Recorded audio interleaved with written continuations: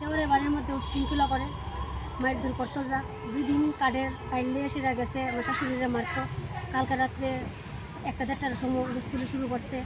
তারা পারিবারিক ব্যাপার লয়ে সে টাকা পয়সা লয়ে ভাইয়া ভাইয়া লাগছে আর ব্যবসা শুরু করছে। আমারে কইছে লোন তুলে দিতাম, আমি লোনও তুলে দিছি। তারপর দিয়ে সেটা আমার দেওয়ারের থেকে আমরা 12,000 টাকা নিয়েছিলাম, কইছি টাকাটা লাগবো, আমরা কইছি এটাও ফিরতি দেবো। তারপর দিয়ে সেটা কইতেছে বাবার বড় যারা হয়েছে তারা শুধু বাবার জায়গায় থাকতে পারবে। তাহলে আমার তো তারার ভাইয়া আনছে, আমি কই যাবো? না মানে মারে, না মানে বড় বাইরে কাইটটা লাইব, মাইরা লাইব। স্যার এমন ধরো করলে আমি আমি 2টা মাইয়া লইয়া কই যাবো, কই গিয়া থাকুন? আর পাড়ার মধ্যে 2টা মুসলিম পরিবার আছে, তার যন্ত্রণা মানে একবারে টাউনের মতন না। মানে এলিগি আমি আইসি যাতে আমি মানে সাহায্য যেতে পারি, আমি বিচার চাই। কারে কারে এরকম আক্রমণের চেষ্টা করে আমার শাশুড়িরে বলতে হের মারেও এরকম আমার শাশুড়ি গেছে একদিন, গেছে কাঠের ফাইল লইয়া, তারপর গেছে রাবার গাছে ডালা লইয়া, তারপর আমার পাশে আমার কাকা শ্বশুরের বাড়ি আছে, তারা বাড়ি গিয়ে উঠছে।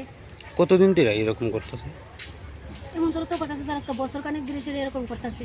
ভাত রানলে ভাতে ডেক ডুক উঠানের ভিতরে ফালাইয়া দেয়। নাম কি তার? কর্ণজিৎ সরকার। কি করে সে? স্যার রাবারের কাজ করে। আচ্ছা, কোন জায়গাতে বাড়ি আপনার? কাঞ্চনমালা 1 নম্বর ওয়ার্ড। তো এখন আপনারা কি মামলা করছেন তার বিরুদ্ধে? স্যার আমি করে দিয়ে গেছি। কি কইছে পুলিশ? কইছে বাড়িতে পুলিশ যাইব, গিয়ে সেটা তারা ধরে আনবে।